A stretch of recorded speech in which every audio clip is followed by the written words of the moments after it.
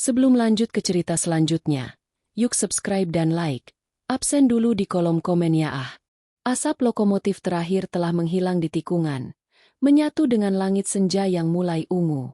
Stasiun Gambir perlahan mengosong, menyisakan deru pendingin udara dan pengumuman-pengumuman lirih yang menggema di aula besar.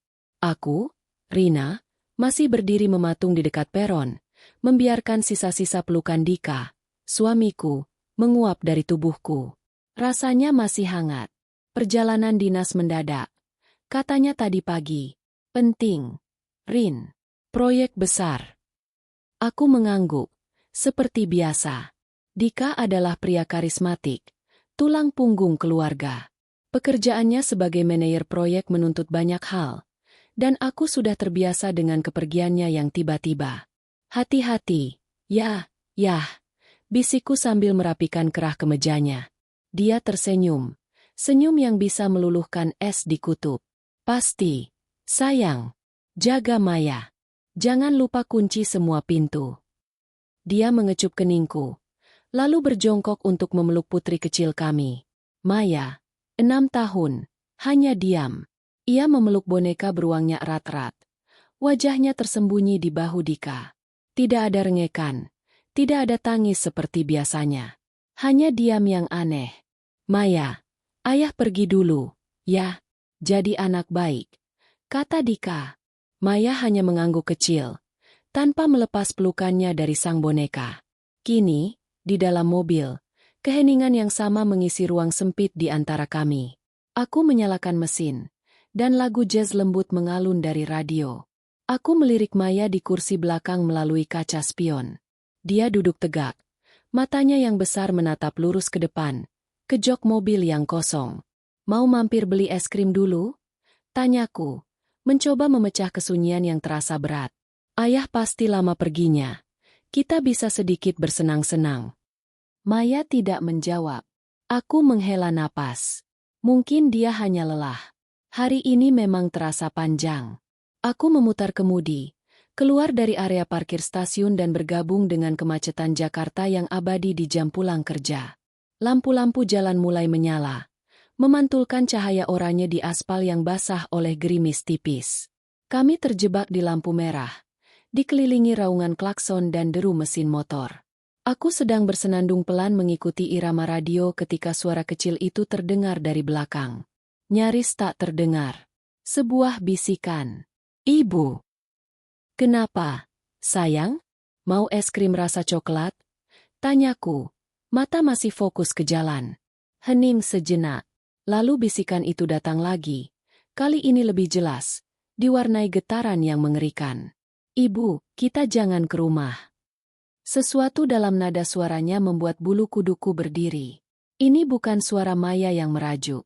Ini suara anak kecil yang ketakutan. Aku menekan rem sedikit mendadak saat mobil di depan kami berhenti. Maya, jangan bercanda. Kita mau kemana lagi kalau tidak ke rumah? Sudah malam. Maya nggak bercanda. Suaranya bergetar hebat sekarang. Tadi Maya dengar ayah. Jantungku berdebar sedikit lebih cepat. Dengar ayah apa? Ayah kan sudah di kereta, sayang. Ayah bohong. Isak tertahan lolos dari bibirnya. Tadi ayah nggak langsung ke kereta. Ayah ke toilet dulu. Ayah telepon seseorang. Lampu berubah hijau. Mobil-mobil di belakangku mulai membunyikan klakson. Dengan tangan sedikit gemetar, aku menginjak pedal gas, melajukan mobil perlahan. Telepon klien mungkin. Maya, kan ayah mau kerja? Bukan. Suara Maya meninggi. Hampir berteriak, sebelum kembali menjadi bisikan panik. Maya. Maya ikutin ayah. Maya kira ayah mau beli minum. Pintu toiletnya nggak ketutup rapat. Ayah bilang. Aku merasakan hawa dingin menjalar di tulang punggungku. Aku tidak peduli lagi pada klakson. Aku segera menepikan mobil ke sisi jalan, di bawah pohon rindang yang remang-remang, menyalakan lampu darurat. Aku memutar tubuhku sepenuhnya ke belakang. Di sana, di bawah temaram lampu jalan, aku melihat wajah putriku. Pucat pasi. Matanya membelalak ngeri. dan air mata mengalir deras tanpa suara. Boneka beruangnya dicengkeram begitu erat hingga buku-buku jarinya memutih. "Maya," kataku, suaraku sendiri terdengar asing. "Lihat ibu." "Neng." Cerita pelan-pelan. "Apa yang ayah bilang?" Maya menelan ludah. Bibirnya gemetar hebat. Ayah bilang, tenang saja. Rencana beres. Aku sudah di stasiun. Mereka antar aku." Terus orang di telepon itu ngomong. Tapi Maya nggak dengar. Darahku terasa membeku. "Rencana apa?" Terus ayah ketawa. Lanjut Maya. Suaranya pecah. Ayah bilang, pastikan mereka tidak curiga sampai asuransinya cair. Malam ini rumah itu akan jadi abu. Dunia seakan berhenti berputar. Asuransi? Cair? Rumah jadi abu? Kata-kata itu bergema di kepalaku. Tidak masuk akal, tetapi diucapkan dengan keyakinan mengerikan oleh putriku sendiri. "Nggak mungkin," desisku. "Maya, kamu pasti salah dengar. Ayah nggak mungkin." "Ayah sebut nama kita, Bu," pekik Maya. Kini tangisnya meledak. "Ayah bilang, Rina dan Maya nggak akan tahu apa-apa. Habis ini kita bisa hidup tenang." "Ayah jahat, Bu. Ayah mau bakar kita." Syok. Itu adalah kata yang terlalu ringan untuk menggambarkan apa yang kurasakan. Rasanya seperti lantai di bawah kakiku runtuh, menarikku ke dalam jurang kegelapan. Dika, suamiku, ayah dari anakku, pria yang mencium keningku 1 jam lalu. Tangan gemetarku merogoh tas, mencari ponsel. Aku harus meneleponnya. Aku harus mendengar suaranya. Ini pasti salah paham. Maya hanya anak-anak. Kutekan nomor Dika. 1 dering. 2 dering. Lalu klik. Nomor yang Anda tuju sedang tidak aktif atau berada di luar jangkauan. Aku mencoba lagi. Hasil yang sama. Aku teringat kata-katanya tadi. "Nanti ayah telepon pas sudah sampai di hotel." Ya, mungkin sinyalnya jelek di kereta. Tapi dia tidak bilang ponselnya akan mati. "Bu, kita jangan pulang, Bu." Maya memohon. Tangannya menggapai-gapai dari kursi belakang, memegang lenganku. Maya takut. Ayah jahat. Aku menatap kosong ke jalanan yang ramai. Orang-orang pulang ke rumah mereka, ke tempat aman mereka. Sementara aku baru saja diberitahu bahwa rumahku, tempat ramanku, telah diubah menjadi perangkap maut. Oleh suamiku sendiri. Lampu darurat mobil berkedip-kedip. Tik-tok, tik-tok. Memantulkan cahaya oranye yang menakutkan di wajah kami yang basah oleh air mata. Aku syok. Ternyata rencana itu adalah membunuh kami. Lampu darurat itu berkedip-kedip. Tik-tok, tik-tok. Iramanya seperti detak jantung yang abnormal, menghantam-hantam dadaku. Aku menatap Maya di kaca spion. Wajah kecilnya basah. Matanya masih membelalak ngeri, mencari kepastian di mataku yang pasti terlihat sama terornya. "Ibu, kita pergi. Sekarang." Bisik Maya lagi. Suaranya serak. "Maya takut ayah datang ke sini." Suara putriku adalah cambuk yang memecah kelumpuhan bekuku. Ketakutan Maya menembus kabut syokku. Dia benar. Kita harus pergi. Dika mungkin tidak benar-benar di kereta. Dia bisa saja ada di suatu tempat di kota ini, mengawasi, menunggu kami pulang. Bayangan rumah kami yang nyaman, sofa empuk tempat kami menonton kartun, dapur yang beraroma kue jahe, kamar tidur Maya yang penuh bintang-bintang glow in the dark, semua itu kini terasa seperti jebakan maut. Malam ini rumah itu akan jadi abu. Tanganku, yang sedingin es, mencengkeram kemudi. Gemetarnya begitu hebat hingga aku harus memegangnya dengan kedua tangan. Aku menarik napas dalam-dalam, mencoba mengusir bayangan Dika yang tersenyum di stasiun. Itu bukan senyum perpisahan. Itu senyum seorang monster. Aku mematikan lampu darurat, menyalakan lampu depan. Tanpa berkata apa-apa lagi, aku membanting setir, melakukan putaran yang ceroboh di jalan yang ramai itu. Beberapa klakson memekik marah. Tapi aku tidak peduli. Aku menginjak pedal gas, menjauhi rute pulang kami, menjauhi kompleks perumahan kami yang asri. Kita mau kemana, Bu? Tanya Maya. Suaranya sedikit lebih tenang sekarang karena kami bergerak.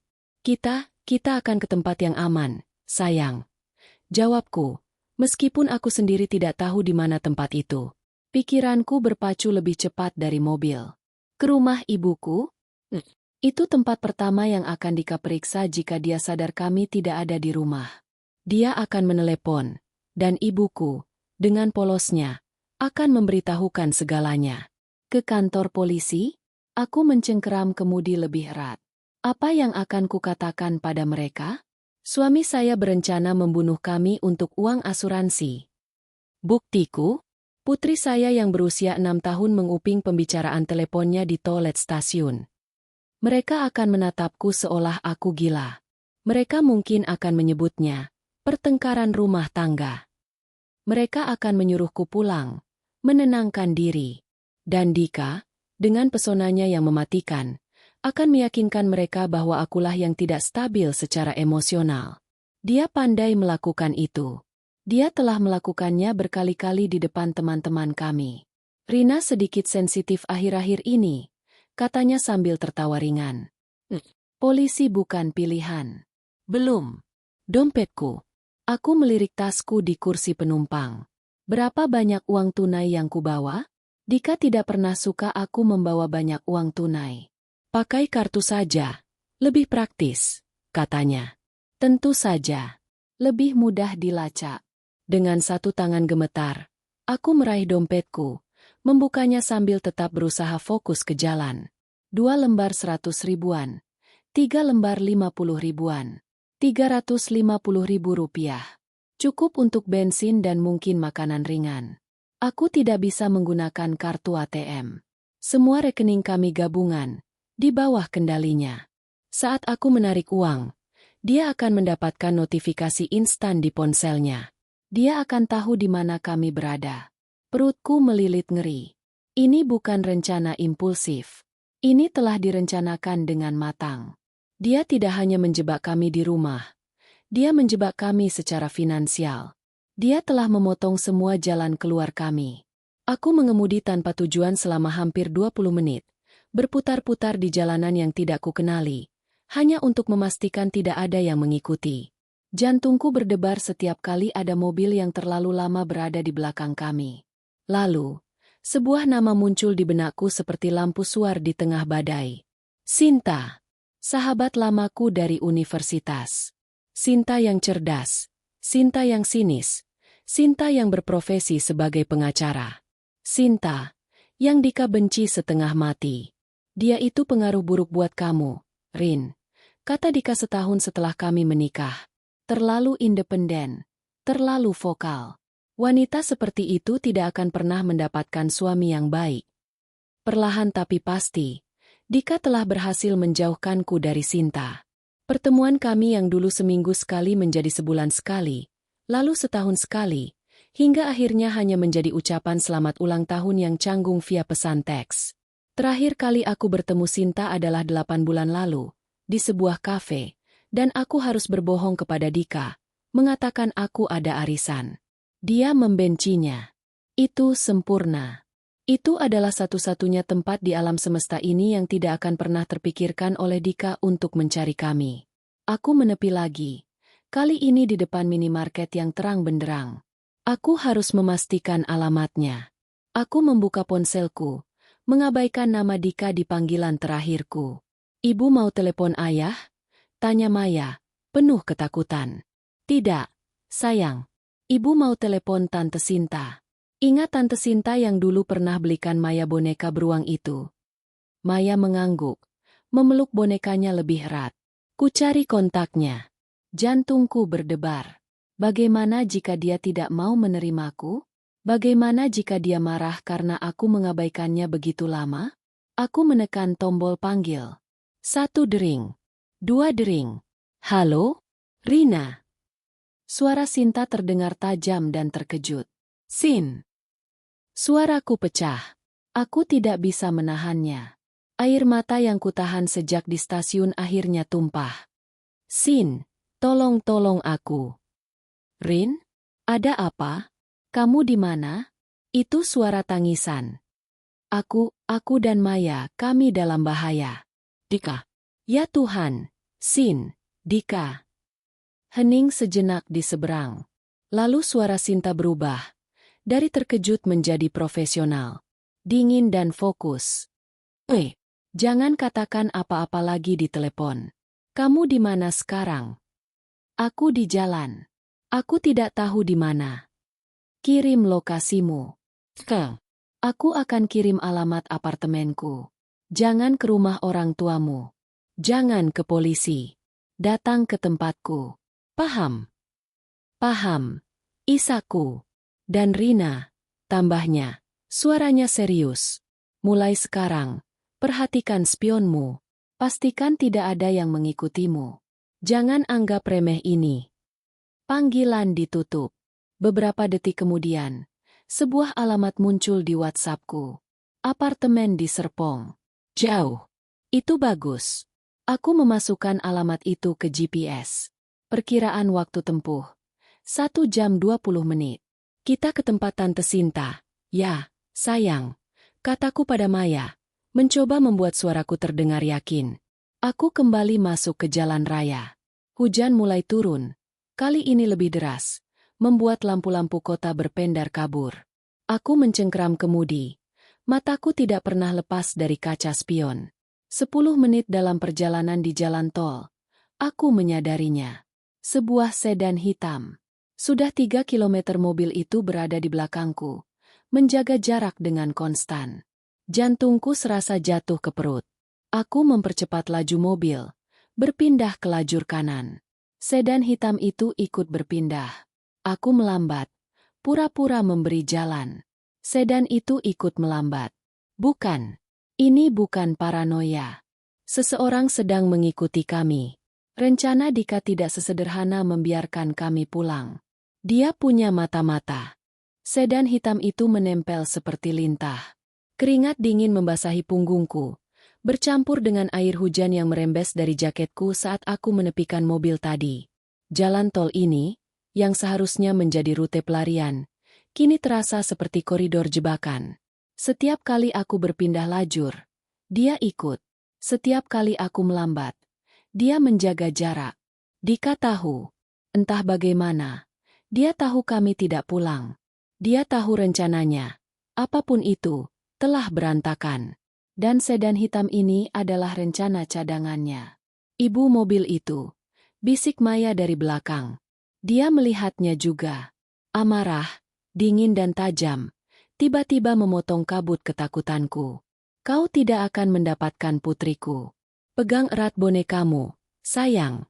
Kataku, suaraku setegas baja. Kita akan main kejar-kejaran sebentar. Di depan ada pintu keluar tol menuju sebuah pusat perbelanjaan besar. Tanpa menyalakan lampu sein, aku membanting setir ke kiri pada detik terakhir. Memotong sebuah truk kontainer. Klakson memekakan telinga terdengar di belakang kami. Tapi aku tidak peduli. Aku mendengar decitan ban sedan hitam itu saat ia berusaha mengikutiku. Aku tidak memberinya kesempatan. Aku langsung melesat menuju parkiran basement mall yang ramai. Ini adalah labirin beton yang sempurna. Tundukkan kepalamu. Maya, jangan lihat kemana-mana. Perintahku. Aku mengemudi seperti orang gila. Berbelok tajam di antara pilar-pilar, melawan arah panah di beberapa jalur yang kosong, dan terus melaju semakin dalam ke basement 3. Aku melihat sedan hitam itu masuk ke basement 1, kebingungan mencari mobil city carku yang berwarna perak. Aku segera menemukan tempat parkir yang gelap. Diapit 2 SUV besar. Aku mematikan mesin dan semua lampu. Kita diam di sini, bisikku. Jangan bersuara. Apapun yang terjadi. Kami duduk dalam keheningan yang menyesakkan. Hanya suara tetesan air dari langit-langit basement dan deru pendingin udara gedung. Maya membenamkan wajahnya di boneka beruangnya. Tubuh kecilnya gemetar hebat. 5 menit. 10 menit. Aku melihat sedan hitam itu melintas pelan di ujung lorong. Lampu depannya menyapu barisan mobil. Dia bergerak lambat. Mencari. Jantungku serasa berhenti berdetak. Mobil itu terus melaju dan menghilang di tikungan. Kami menunggu 15 menit lagi. Tidak ada apa-apa. Oke, kataku, menyalakan mesin. Kita pergi. Lewat pintu keluar yang berbeda.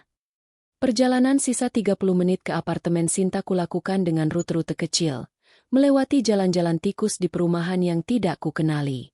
Aku tidak lagi melihat sedan hitam itu. Kami berhasil lolos. Lobi apartemen Sinta tinggi dan megah, berlantai marmer dan beraroma diffuser mahal. Rasanya seperti dunia lain. Sinta sudah menunggu di dekat pintu kaca. Pemandangan yang kontras dengan kemewahan di sekelilingnya. Dia mengenakan piyama sutra abu-abu yang jelas mahal, tapi ditutupi blazer hitam yang terlihat terburu-buru dipakai. Wajahnya, yang dulu selalu penuh tawa sinis, kini kaku karena cemas. Saat aku tersandung keluar dari lift, dengan Maya tertidur kelelahan di gendonganku, Sinta langsung bergerak.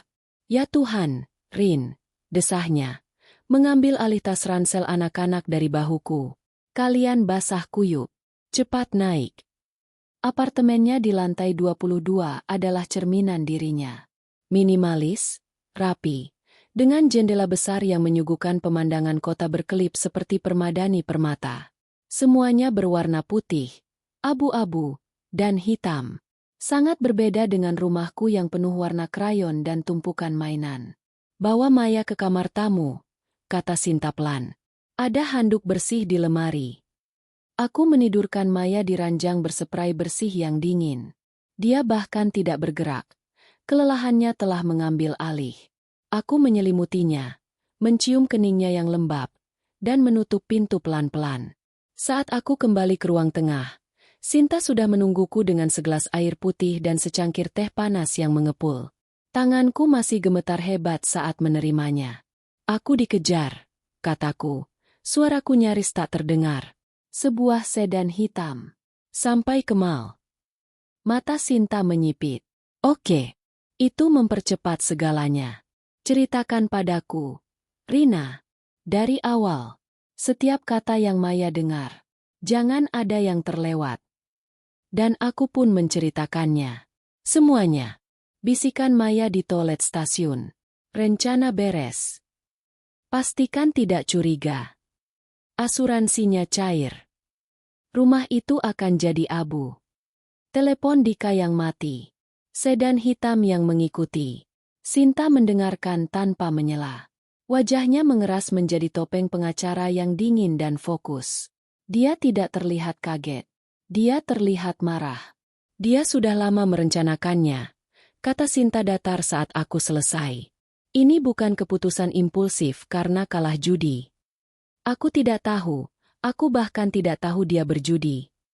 Isaku, tentu saja kamu tidak tahu, potong Sinta, tidak dengan nada menghakimi, tapi dengan nada lelah. Dika adalah seorang narsisis manipulatif. Rin, aku sudah bilang padamu bertahun-tahun lalu. Aku tahu tapi... Sinta mengangkat tangannya. Tidak ada waktu untuk, tapi... Kita harus berasumsi Dika tahu kamu tidak ada di rumah. Dia tahu rencananya gagal. Dan dia tahu kamu tahu sesuatu. Dia panik. Dan orang panik itu berbahaya. Dia berjalan ke meja kerjanya. Membuka laptop MacBook yang ramping. Kita perlu bukti. Kesaksian anak 6 tahun tidak akan cukup di pengadilan. Kita perlu uangnya. Uang apa? Buka internet banking MU. Rekening gabungan kalian. Rasa dingin yang baru menjalari tubuhku. Aku tidak bisa. Sin. Kalau aku login, dia akan dapat notifikasi. Dia sudah tahu kamu melarikan diri. Rina. Bentak Sinta. Sedan hitam itu buktinya. Notifikasi login tidak ada artinya sekarang. Kita harus tahu seberapa besar lubang yang dia gali. Buka. Dengan jari-jari kaku, aku mengetikkan username dan password yang sudah kuhafal di luar kepala. Halaman rekening terbuka. Aku menatap layar. Dan menatap lagi. Saldo, Rp312.450. Tidak, bisiku. Tidak mungkin. Gajiku baru masuk minggu lalu. Gaji Dika bonusnya. Seharusnya ada setidaknya 80 juta di sana. Sinta menarik laptop itu mendekat padanya. Dia mengklik riwayat transaksi. Jarinya menelusuri layar. Ini dia, katanya pelan. 2 minggu terakhir. Penarikan, 50 juta. Transfer, 100 juta. Penarikan tunai di ATM, 10 juta. 10 juta. 10 juta. Dia mengurasnya sampai kering. Rin. Dia melakukannya secara perlahan agar kamu tidak curiga dengan saldo harianmu. Kakiku lemas. Aku jatuh terduduk di sofa. Dia tidak hanya akan membunuh kami. Dia akan membiarkanku mati sebagai wanita miskin. Asuransi, kata Sinta lagi. Otaknya berputar cepat. Maya bilang dia dengar. Asuransi. Asuransi apa? Rumah? Mobil? Aku tidak tahu. Kepalaku pening. Aku mengurus semua asuransi kesehatan. Tapi, tunggu. Sebuah ingatan samar muncul. Minggu lalu, Dika pulang membawa setumpuk dokumen. Tanda tangan di sini, sayang, katanya sambil menyodorkan pulpen, menunjuk bagian bawah halaman yang penuh cetakan huruf kecil. Perpanjangan asuransi kesehatan dari kantor. Prosedur standar. Aku sedang memasak. Maya merengek minta digendong. Aku menandatanganinya tanpa membaca. Ya Tuhan, aku memegang kepalaku. Aku tanda tangan dokumen minggu lalu. Dia bilang itu asuransi kantor. Dika tidak sebodoh itu membayar polis besar dari rekening gabungan. Gumam Sinta, lebih pada dirinya sendiri. Dia menatapku. Boleh aku buka email MU? Aku mengangguk kosong, memberinya kata sandi. Sinta mengetik dengan kecepatan tinggi. Dia tidak mencari di kotak masuk. Dia langsung pergi ke folder spam dan trash. Dia mencari kata kunci. Polis, premi, asuransi jiwa, Dika Pratama. Gotcha, desisnya. Sebuah email, tersembunyi di folder spam, dari 3 minggu lalu.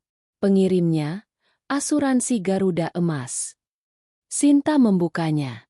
Itu adalah e-polis dalam bentuk PDF. Dia mengunduh dan membukanya.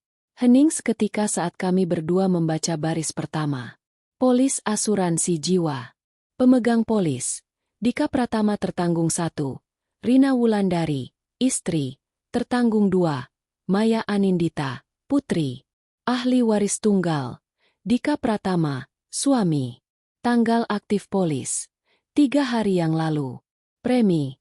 Lunas, dibayar via transfer bank virtual account. Dan kemudian, baris yang paling mengerikan. Uang pertanggungan, kematian akibat kecelakaan 10 miliar rupiah. 10 miliar rupiah. Teh di tanganku jatuh ke lantai marmer. Pecah berkeping-keping. Cairan panas itu tidak terasa di kakiku. Dia akan membunuh kami. Bisikku, bukan lagi sebuah pertanyaan, tapi sebuah fakta yang mengerikan. Membakar kami hidup-hidup, seharga 10 miliar. Pecahan cangkir porselen itu menyebar di lantai marmer yang dingin. Teh yang panas tumpah seperti darah di antara beling-beling putih. Aku menatapnya kosong. 10 miliar rupiah. Nyawaku dan nyawa putriku seharga 10 miliar. Keheningan di apartemen Sinta terasa memekakan. Suara detak jam di dinding terdengar seperti palu yang dipukul berulang-ulang. Sinta adalah yang pertama bergerak. Dia tidak menghampiriku untuk memelukku. Dia tidak mengucapkan kata-kata penenang. Dia berjalan lurus ke dapur, mengambil pengki dan kain pel. Tindakannya yang lugas dan praktis itu justru yang kubutuhkan. Jangan sampai Maya bangun dan melihat ini, kata Sinta datar. Suaranya seperti baja dingin. Dia berjongkok, dengan hati-hati membersihkan kekacauan yang kubuat. Dia sudah cukup melihat malam ini. Dia akan membakar kami. Aku mengulangi kata-kata itu, bukan untuk Sinta, tapi untuk diriku sendiri. Mencoba membuatnya nyata. Di rumah kami sendiri. Ya, kata Sinta, sambil membuang pecahan cangkir ke tempat sampah. Dan dia menyebutnya, kecelakaan. Sesuai dengan polisnya. Kematian akibat kecelakaan. Dia kembali duduk di depan laptopnya. Matanya menyala dengan kemarahan yang terfokus. Dia tidak sebodoh itu. Ini direncanakan. Rina. Direncanakan dengan sangat matang. Aku memeluk lututku. Tubuhku mulai gemetar hebat seiring dengan hilangnya adrenalin. Sedan hitam itu pasti orang suruhannya. Untuk memastikan kami pulang. Atau untuk menghabisimu di jalan jika kamu tidak pulang. Sinta menyelesaikan kalimatku. Rencana B, tapi kamu berhasil lolos. Dia menatapku tajam. Kamu melakukan hal yang benar dengan kabur dari mereka di mal. Kamu menyelamatkan nyawa kalian berdua. Apa yang kita lakukan sekarang, Sin? Tanyaku putus asa. Kita punya polis ini. Tapi itu tidak membuktikan dia mencoba membunuh kami. Hanya membuktikan dia membeli asuransi. Itu adalah motif. Rin. Motif senilai 10 miliar. Sinta mengetik sesuatu dengan cepat di laptopnya. Sekarang, kita hancurkan alibinya. Dia mengambil ponselnya. Dika bilang dia, perjalanan dinas. Kemana? Jogja, jawabku pelan. Dia bilang rapat proyek besar dengan klien di sana. Dia bilang dia naik kereta malam. Argo Lawu, kurasa. Bagus. Sinta tidak menelepon polisi. Dia menelepon seseorang dari kontaknya. Halo, Bima? Maaf mengganggu malam-malam. Aku butuh bantuan cepat. Sangat mendesak.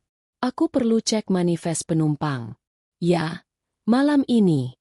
Semua kereta tujuan Jogja dari Gambir dan Senen. Nama, Dika Pratama. Dika Pratama. Aku tahu ini sulit. Tapi ini menyangkut nyawa. Aku tunggu. Segera. Dia menutup telepon. Temanku di biro travel besar. Mereka punya akses ke sistem pemesanan. Sambil menunggu, pikiran Sinta beralih ke hal lain. Rencana asli.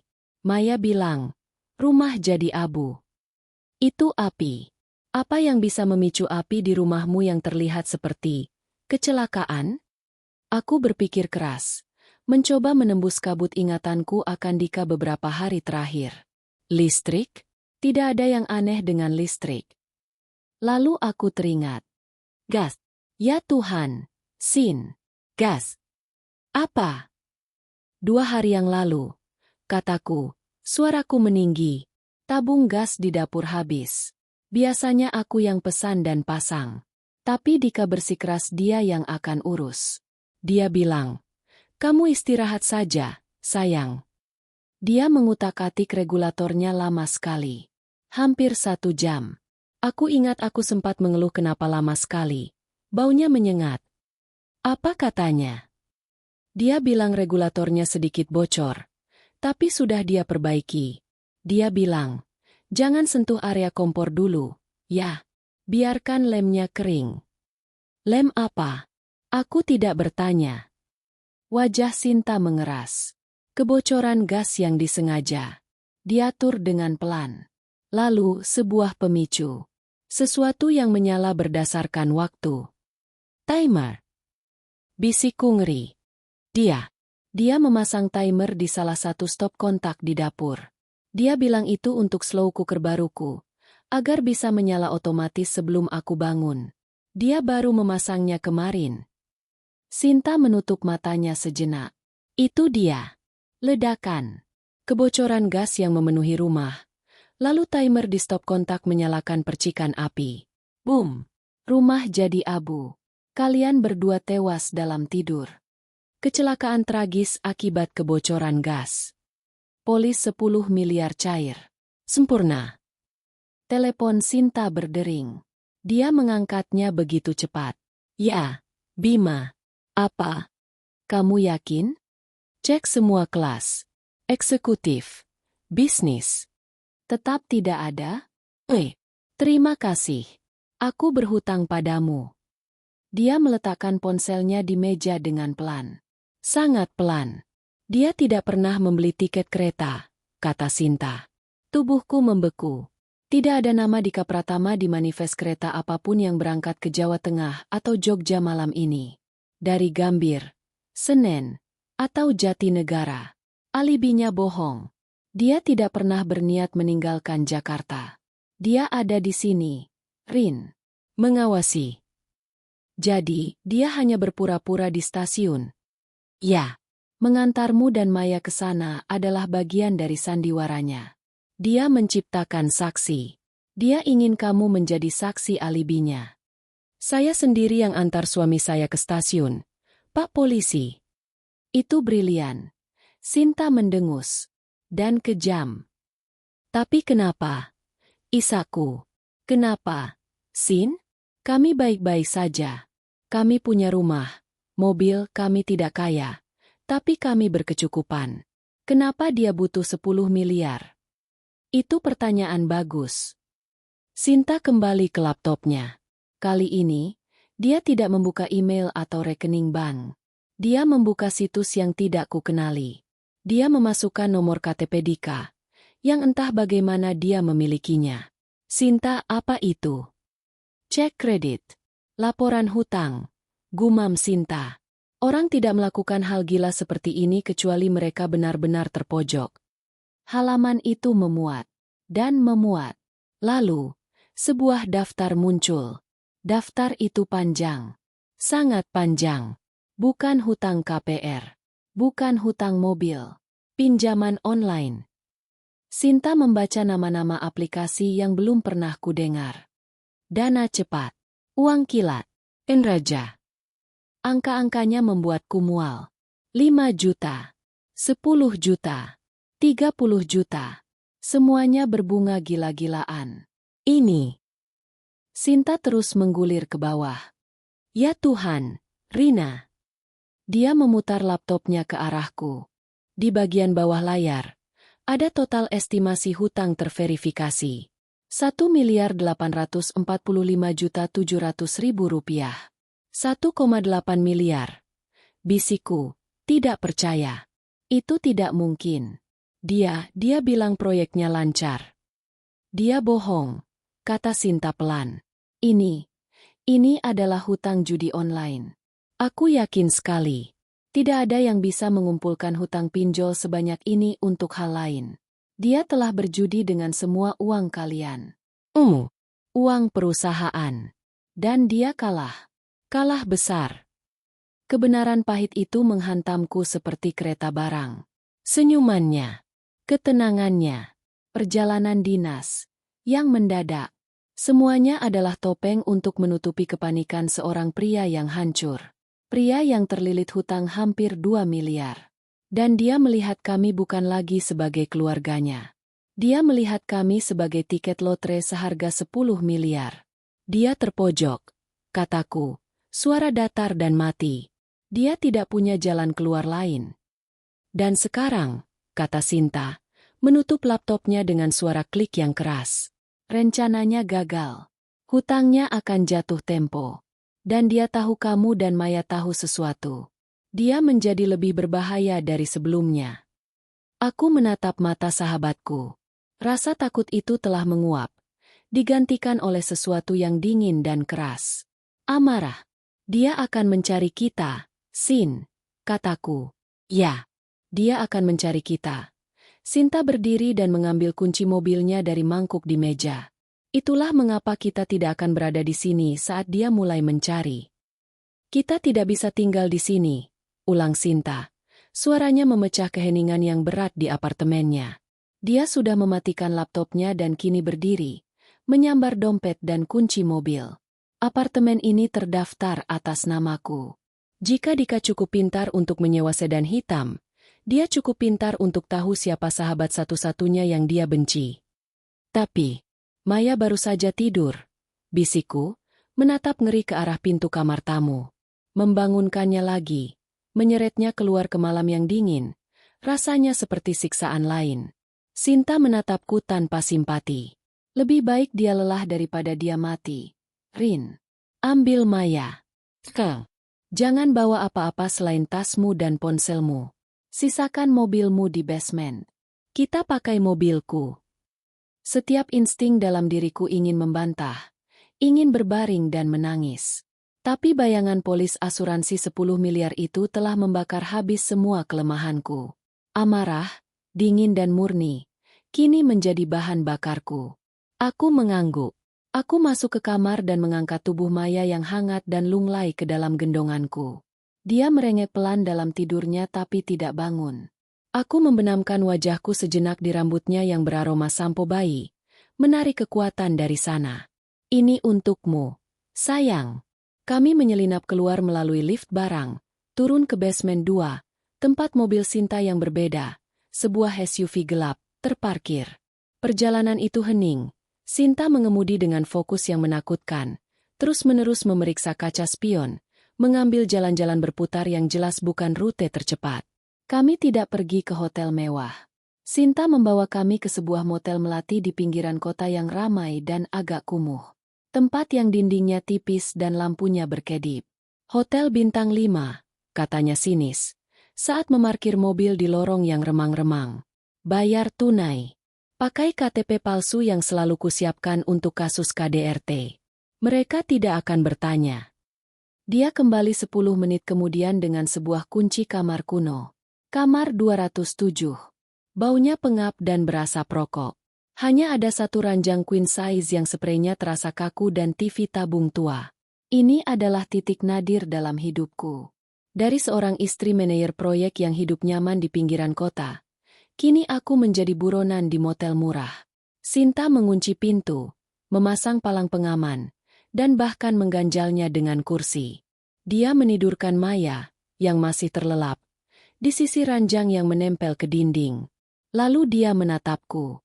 Oke, Rina. Waktunya mengambil keputusan. Kita punya 2 pilihan. Pilihan pertama, kita kabur. Aku bisa membawamu dan Maya keluar kota malam ini juga, ke rumah aman yang ku kenal. Kita menghilang. Tapi Dika akan bebas.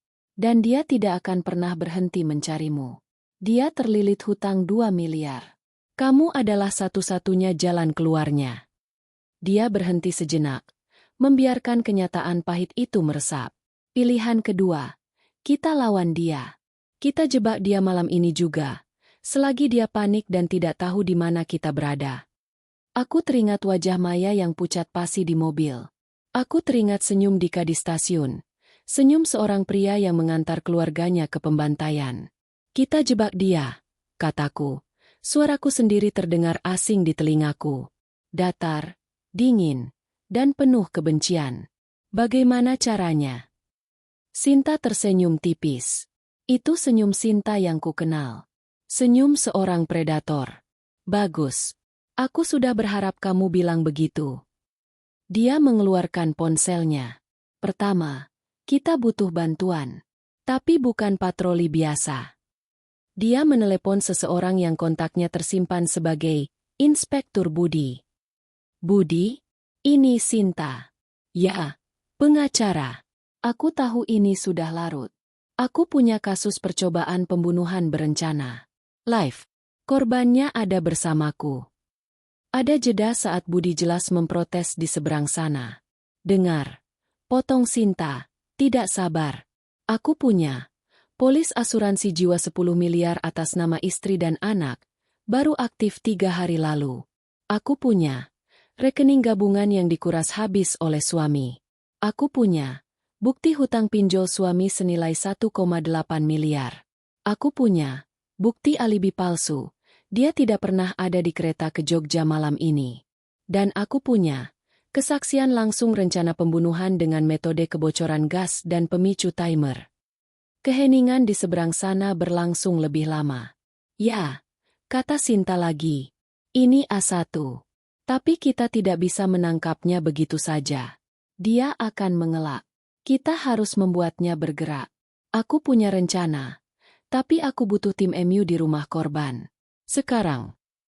Dia menjelaskan lokasiku, lokasi rumahku, dan idenya.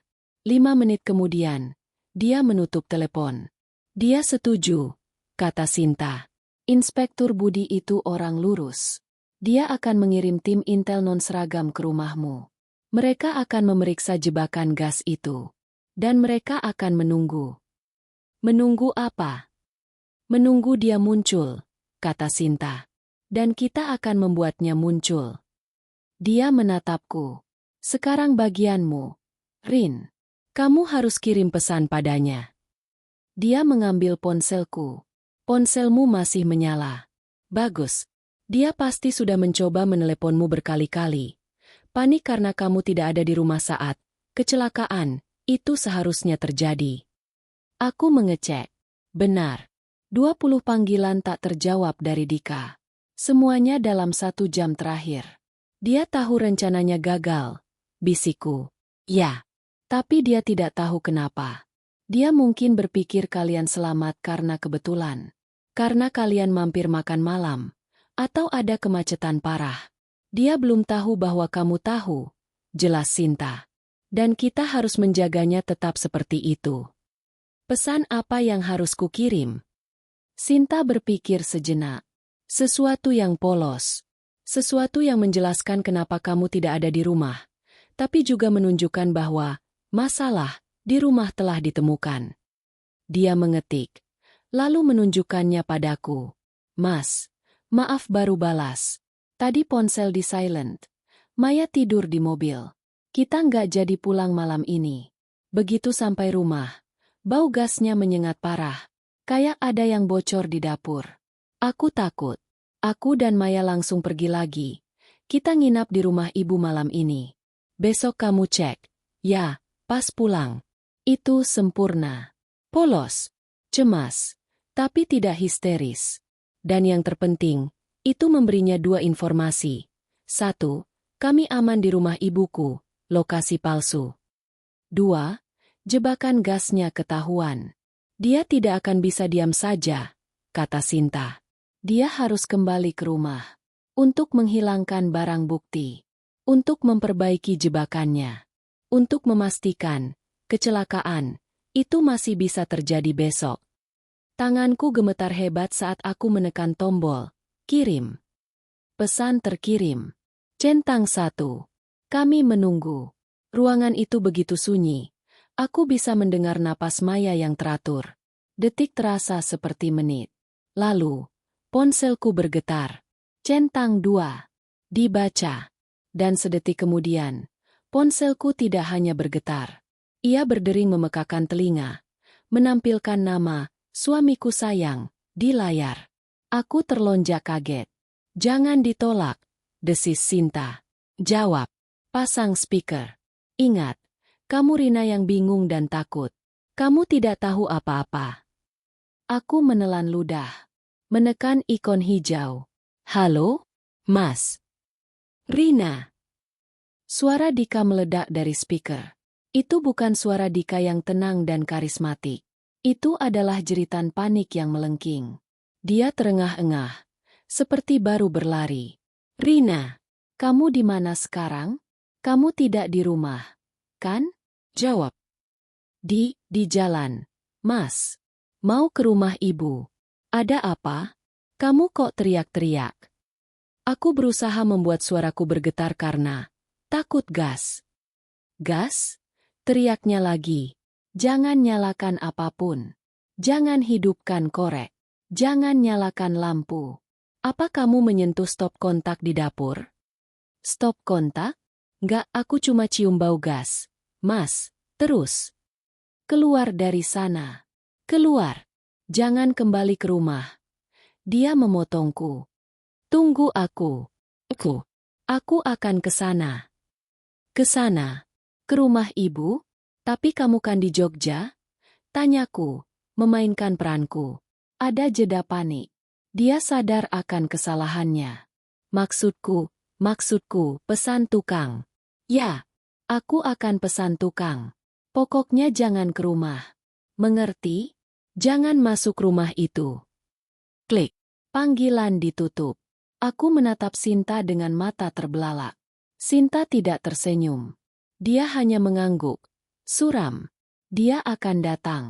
Dia panik karena timer itu. Dia takut meledak sebelum waktunya. Atau takut polisi menemukannya. Dia akan ke rumah untuk membersihkan kekacauannya. Ponsel Sinta bergetar. Sebuah pesan dari Inspektur Budi. Tim kami sudah di dalam. Anda benar.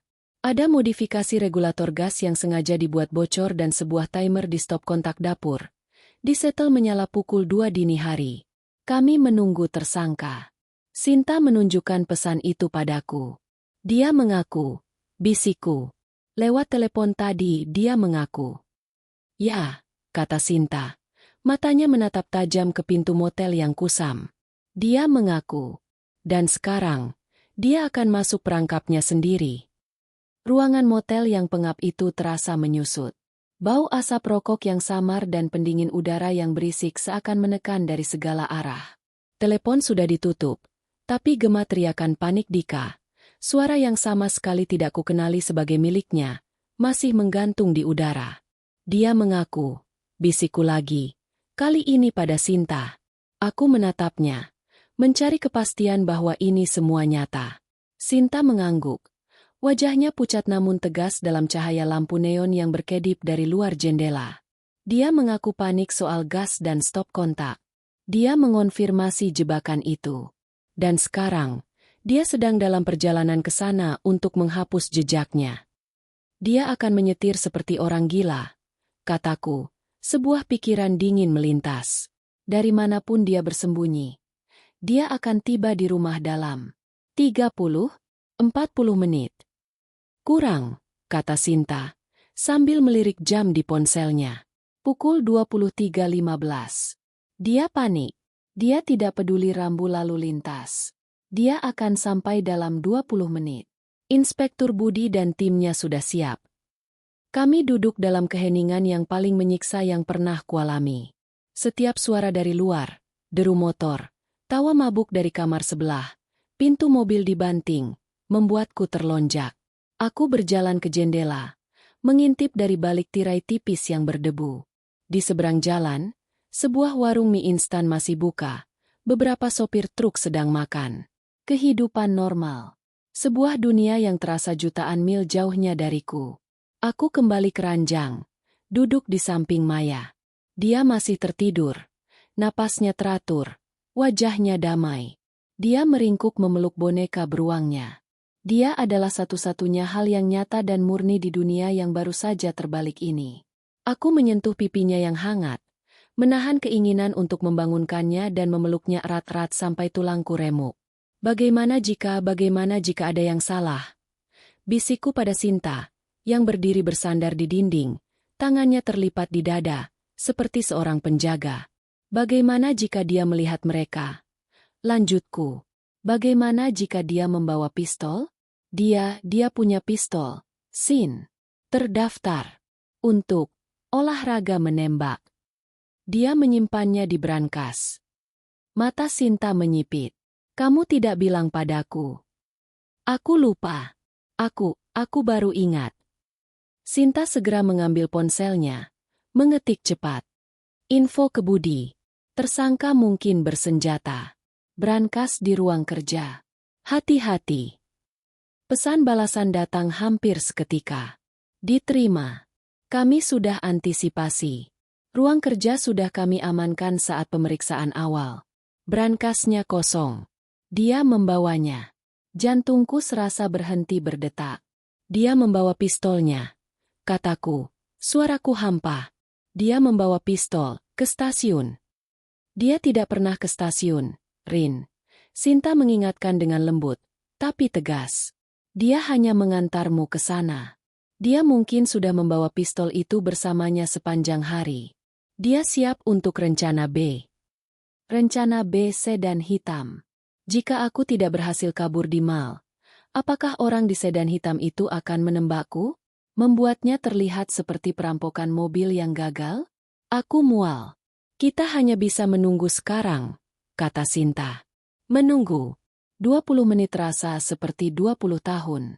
Aku mencoba memikirkan sesuatu yang lain, tapi pikiranku terus kembali ke rumahku. Aku membayangkan para petugas polisi berpakaian preman itu bersembunyi di kegelapan. Di balik tirai ruang tamuku. Di dalam lemari di bawah tangga. Di taman belakangku yang rimbun. Mereka menodai tempat amanku. Tapi mereka ada di sana untuk melindungiku dari pria yang seharusnya menjadi pelindung utamaku. Aku membayangkan Dika. Menyetir sedan putihnya. Membelah malam. Wajahnya yang tampan pasti berkerut panik. Keringat membasahi kemeja mahal yang dipakainya ke stasiun. Apakah dia mengutukku? Mengutuk kebocoran gas yang sialan itu? Atau dia sedang menghitung ulang kerugiannya? Hutang 1,8 miliar. Pukul 23.37. Ponsel Sinta di meja bergetar pelan, mengeluarkan suara BZZZT yang terdengar seperti ledakan di ruangan yang sunyi itu. Kami berdua membeku. Sinta meraihnya. Matanya memindai layar. Dia sampai. Bisiknya. Aku menahan napas. Inspektur Budi. Tersangka tiba. Sedan putih. Plat B121 dik. Sesuai. Dia memarkir mobil 2 blok dari rumah. Berjalan kaki. Sangat hati-hati. Jantungku berdebar sangat kencang hingga terasa sakit. Dia di sana. Dia masuk. Sinta membaca pembaruan berikutnya. Lewat pintu samping. Pintu dapur. Menggunakan kunci. Tentu saja. Pintu dapur. Pintu yang langsung menuju ke barang bukti. Aku memejamkan mata, membayangkan pemandangan itu. Dapurku yang rapi. Dika masuk seperti pencuri ke rumahnya sendiri. Dia pasti menggunakan senter dari ponselnya. Tidak berani menyalakan lampu. Persis seperti yang dia teriakkan padaku di telepon. Sekarang apa? Tanyaku. Suaraku gemetar. Sekarang kita tunggu, kata Sinta. Mereka harus menangkapnya saat dia sedang melakukan sesuatu. Bukan hanya karena dia ada di dalam rumah. Mereka harus menangkapnya sedang menyentuh gas. Menyentuh timer itu. Mereka harus menangkapnya sedang menghancurkan barang bukti. Hening lagi. Kali ini lebih buruk. Ini adalah keheningan sebelum badai. 1 menit. 2 menit. Ya Tuhan. Sin. Kenapa lama sekali? SSHH. 3 menit. Ponsel Sinta bergetar lagi. Pesan itu panjang. Sinta membacanya dalam hati. Wajahnya tegang. Sin. Desaku. Dia mengangkat matanya untuk menatapku. Ada kelegaan luar biasa di sana. Bercampur dengan sesuatu yang lain, sesuatu yang rumit. Mereka mendapatkannya, katanya pelan. Aku merosot. Udara keluar dari paru-paruku dalam isakan yang tertahan. Mereka menangkapnya, lanjut Sinta, membaca pesan Budi. Tersangka tertangkap tangan. Dia ada di dapur, persis seperti dugaan. Kami merekam semuanya dengan kamera night vision. Dia membawa tas alat kecil. Dia sedang berusaha membongkar timer dari stop kontak dan memotong selang regulator gas dengan tang potong saat kami menyergapnya. Dia melawan. Ya. Tersangka sempat melawan. Berusaha meraih pistol dari pinggangnya. Tapi tim kami lebih cepat.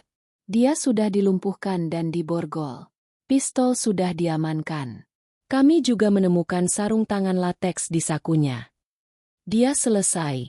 Rin.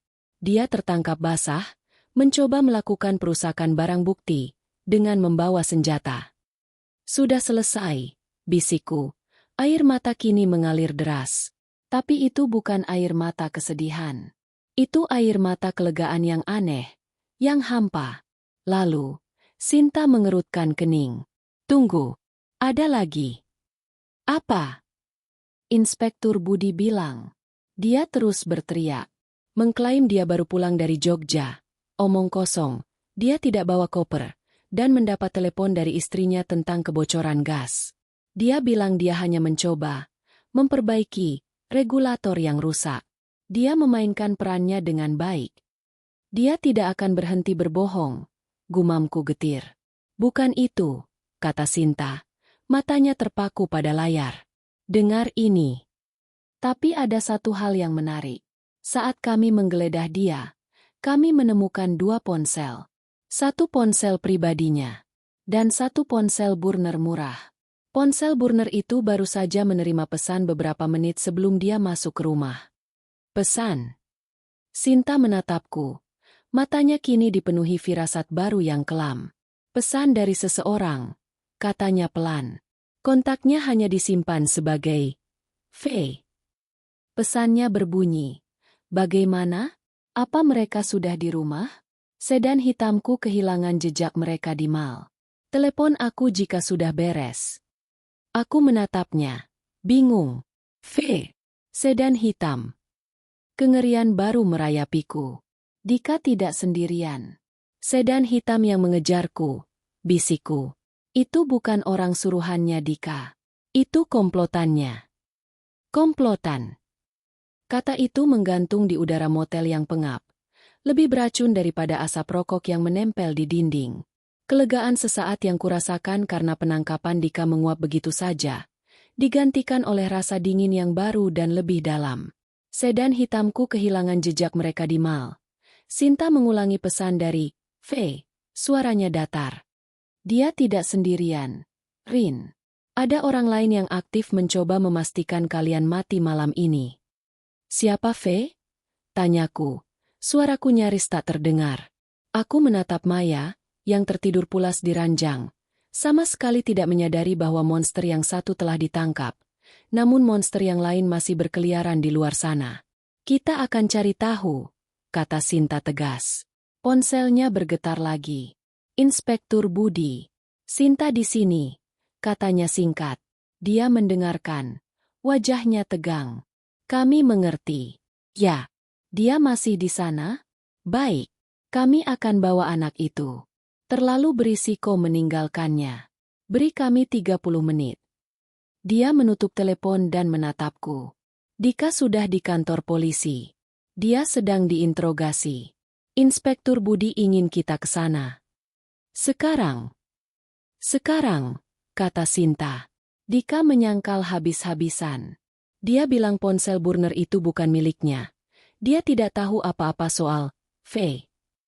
Dia bersikeras dia pahlawan panik yang mencoba menyelamatkan rumahnya dari kebocoran gas yang kamu laporkan. Dia pembohong. Desisku.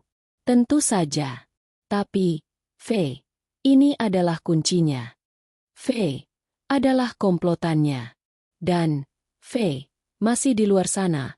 Mungkin sekarang sedang panik karena Dika tidak bisa dihubungi. Inspektur Budi ingin kamu melihat Dika. Melihat ponselnya. Mungkin kamu bisa mengidentifikasi. V. Membangunkan Maya adalah sebuah siksaan. Dia menangis bingung. Kita mau kemana lagi, Bu? Maya ngantuk. Kita ke tempat aman, sayang. Sebentar lagi, ya. Bisikku, membungkusnya dengan selimut motel yang kaku. Sinta menggendongnya, melindunginya seolah dia adalah anaknya sendiri. Perjalanan ke kantor polisi terasa surreal. Kami kembali menyelinap keluar dari motel. Sinta memarkir mobilnya di tempat yang berbeda, dan kami berkendara dalam keheningan, hanya terinterupsi oleh isak tangis Maya yang kelelahan sebelum dia akhirnya tertidur lagi di pangkuanku. Kantor polisi pada pukul 1 dini hari adalah tempat yang ganjil. Lampu neon yang keras memantul di lantai linoleum yang kusam. Baunya seperti kopi basi, kertas, dan keputusasaan. Seorang petugas muda mengantar kami ke sebuah ruangan di lantai atas. Inspektur Budi menemui kami di koridor. Dia adalah pria berperawakan sedang, tampak lelah, dengan mata yang tajam dan jeli. Ibu Rina, Mbak Sinta, terima kasih sudah datang, katanya pelan, melirik Maya yang tertidur di bahuku. Mari, lewat sini. Kita bisa biarkan putri Anda tidur di sofa di ruangan saya. Ada polwan yang menjaganya. Aku enggan melepaskannya. Tapi Sinta meyakinkanku. Dia aman di sini, Rin. Dikelilingi polisi. Ini mungkin tempat raman di Jakarta saat ini. Setelah Maya aman di sofa, Inspektur Budi membawa kami ke sebuah ruangan kecil yang gelap. Sebuah jendela kaca besar mendominasi satu dinding, menghadap ke ruang interogasi yang terang benderang. Dan di sana, di baliknya, duduklah suamiku. Itu Dika. Tapi bukan Dika yang ku kenal. Kemeja mahalnya kusut dan kotor karena jelaga dari dapur. Rambutnya yang biasanya tertata sempurna kini acak-acakan. Salah satu pipinya memar. Mungkin akibat perlawanannya saat ditangkap. Dia tidak lagi terlihat karismatik. Dia terlihat kecil, terpojok, dan licik. Dia sedang berbicara dengan dua orang penyidik. Tertawa kecil dengan gugup. Saya sudah bilang, Pak, saya tidak tahu ponsel itu punya siapa. Pasti terjatuh di dekat saya waktu saya ditangkap. Saya ini korban. Dia menjijikkan. Gumam Sinta di sampingku. Dia menyangkal semua bukti, kata Inspektur Budi. Suaranya lelah. Gas, timer, pistol. Dia bilang dia panik. Dia bilang regulatornya memang rusak. Dia membongkarnya untuk memperbaiki. Pistol itu dia bawa untuk jaga-jaga. Karena rumahnya gelap. Dia punya jawaban untuk semuanya. Tapi ponsel burner itu, kataku. Benar, kata Budi. Itu yang tidak bisa dia jelaskan.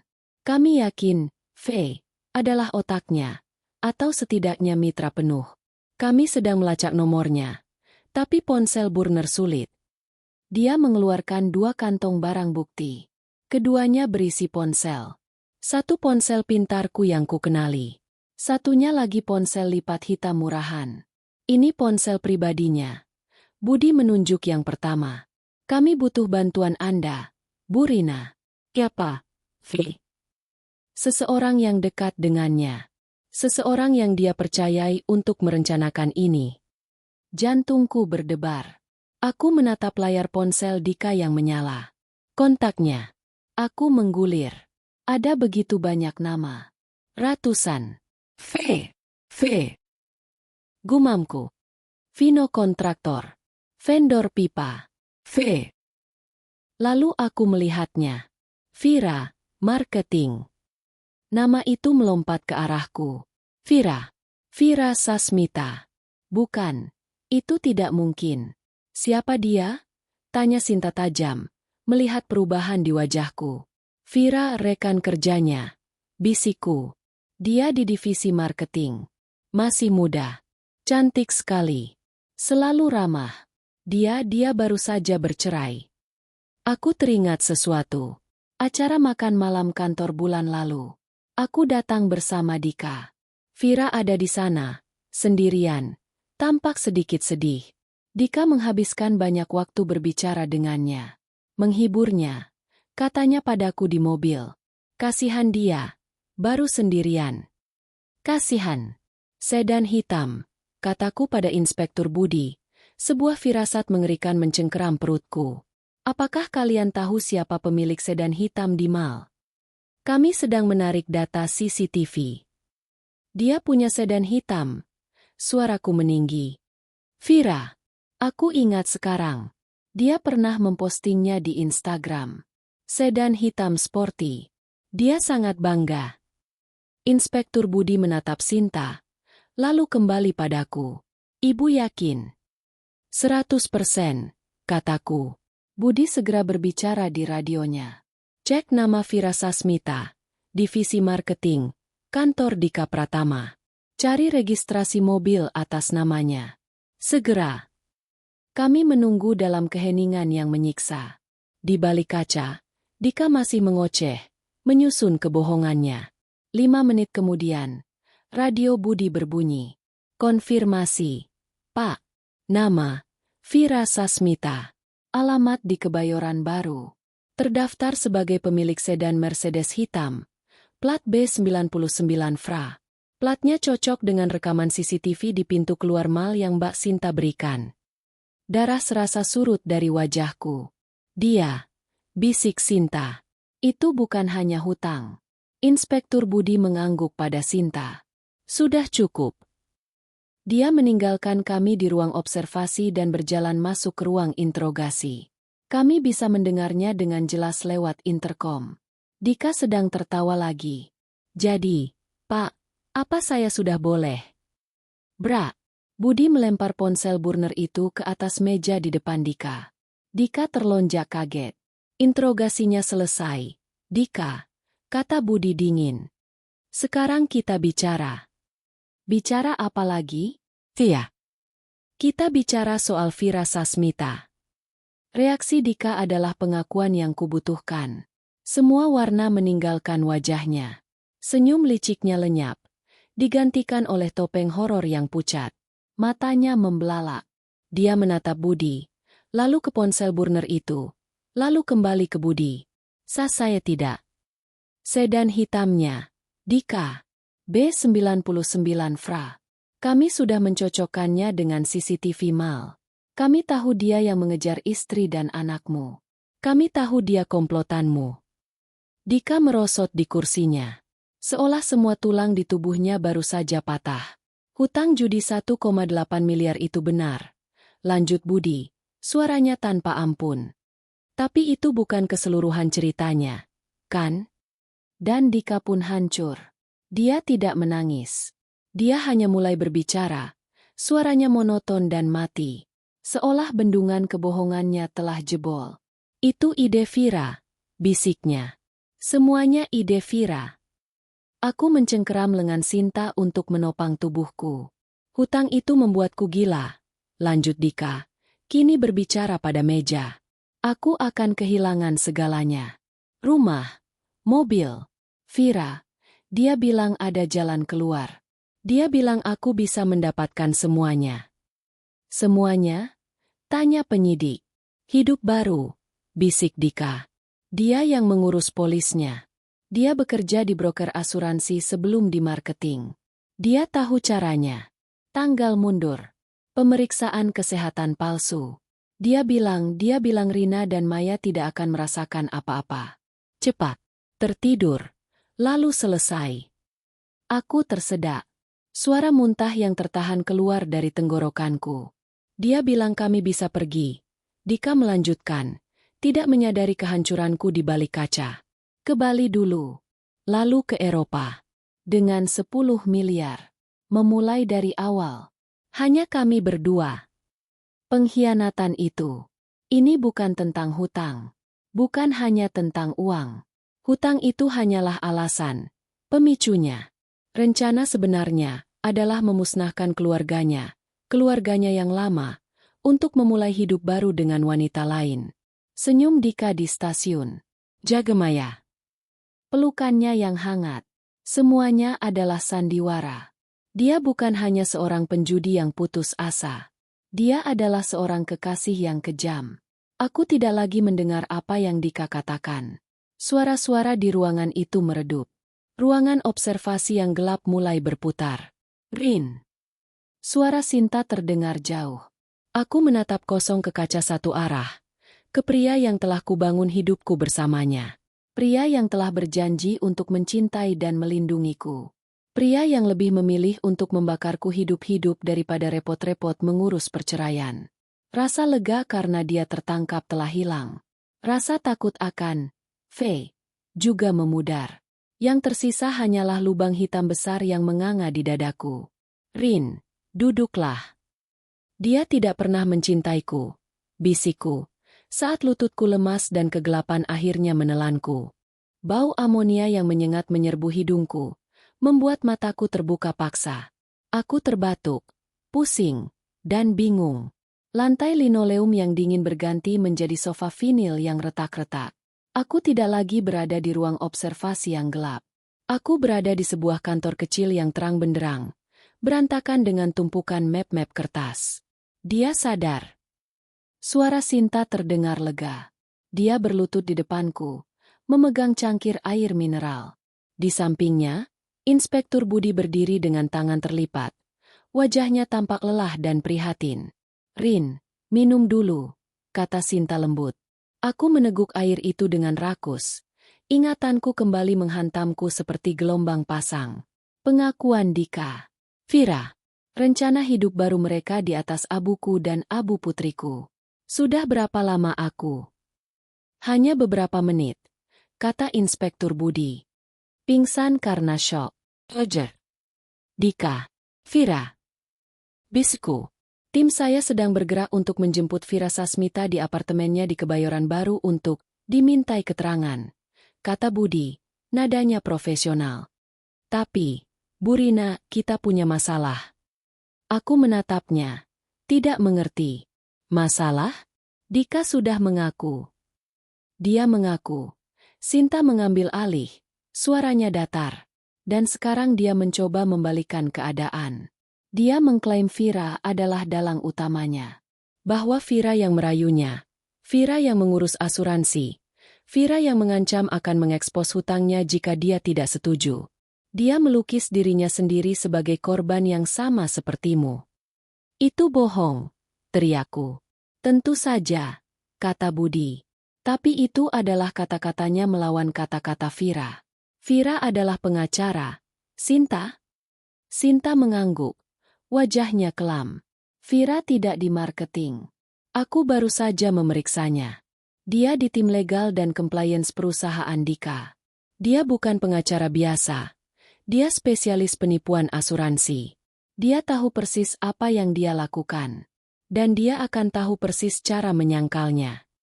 Perutku mulas. Jadi, dia bisa lolos. Tidak jika kita bisa menemukan bukti fisiknya, kata Budi. Pengakuan Dika mengikatnya.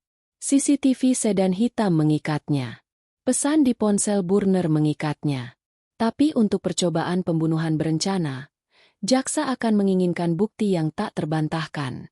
Sesuatu yang membuktikan niatnya untuk membunuh, bukan hanya menipu asuransi. Sinta menatapku. Dika bilang Vira yang mengurus semua dokumen polis palsu. Pemeriksaan kesehatan palsu. Tanggal mundur.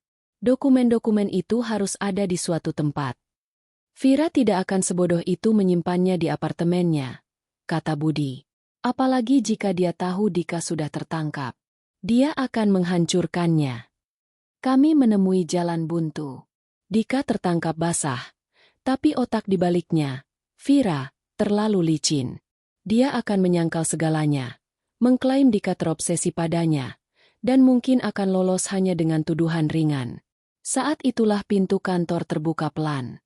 Seorang polwan yang ramah, Ibu Astuti, masuk. Di belakangnya, memegang erat tangannya, adalah Maya. Dia sudah bangun. Matanya bengkak karena menangis dan tidur. Dan dia memeluk boneka beruangnya dengan erat. Ibu, bisiknya, berlari dan menubrukku. Aku memeluknya begitu erat hingga terasa sakit. Aku membenamkan wajahku di rambutnya yang beraroma sampo bayi. Satu-satunya hal yang baik dan nyata di dunia yang busuk ini. Maaf mengganggu, kata Ibu Astuti lembut. Dia terbangun dan mencari-cari ibu. Dia sedikit trauma, tapi dia sangat kuat. Dia adalah psikolog anak dari unit PPA, Perlindungan Perempuan dan Anak. Maya, kataku, menatap mata putriku. Sayang, ibu perlu Maya mengingat sesuatu. Ini sangat penting. Sinta dan Budi bertukar pandang, tapi tidak menyela. Ibu Astuti berjongkok di samping kami. Halo, Maya. Nama Tante, Astuti. Bonekanya lucu sekali. Katanya dengan suara yang menenangkan. Maya, kamu tahu, kamu adalah pahlawan malam ini. Kamu menyelamatkan ibu. Maya mengangguk kecil. Masih malu. Maya ingat waktu di stasiun. Tanya Ibu Astuti. Waktu Maya dengar ayah telepon. Maya mengangguk lagi. Ayah jahat. Ya, sayang. Bisikku. Ayah jahat. Tapi, Maya, apa Maya ingat? Ayah sebut nama. Maya mengerutkan kening. Mencoba mengingat. Ayah. Ayah bilang. V. Cuma, V. Hanya itu? Tanya Sinta. Nadanya mendesak. Sinta, pelan-pelan. Tegur Budi. Ayah juga sebut nama. Maya menggigit bibirnya. Tante Vira. Jantungku berdebar. Kamu kenal Tante Vira? Maya mengangguk. Tante yang di mal. Minggu lalu. Waktu ibu di toilet. Ayah belikan Maya es krim sama Tante Vira. Ayah bilang Tante Vira temannya. Sebuah pengkhianatan kecil lainnya. Begitu tajam. Menusukku. Dia bertemu dengan selingkuhannya di mal, bersama putriku, sementara aku hanya berjarak beberapa meter. Dia telepon Tante Vira di stasiun. Tanya Ibu Astuti lembut. Iya, kata Maya. Ayah kedengarannya marah. Ayah bilang, kamu yakin rencananya berhasil, Vira? Terus ayah bilang, jangan cemas. Polisnya sudah aktif. Semua dokumen aman. Maya berhenti. Matanya menatap kosong ke dinding. Otaknya yang kecil bekerja keras. Dokumennya aman di mana, sayang? Tanyaku. nyaris tidak berani bernapas. Ayah bilang. Maya memiringkan kepalanya. Ayah bilang, semua dokumen aman di loker kamu. Aku pakai tanggal mundur. Nggak akan ada yang tahu. Beres. Keheningan total memenuhi ruangan. Sinta, Budi, dan aku, kami semua serempak menahan napas. Loker kamu, bisik Sinta. Matanya membelalak. Bukan loker Dika. Loker Vira. Di kantor. Inspektur Budi sudah berbalik badan bahkan sebelum Sinta selesai bicara. Dia menyambar radionya. Semua unit, teriaknya. Ubah target. Bukan apartemen Kebayoran. Tim Bravo, segera ke gedung kantor Dika Pratama di Sudirman. Sekarang. Saya ulangi, sekarang.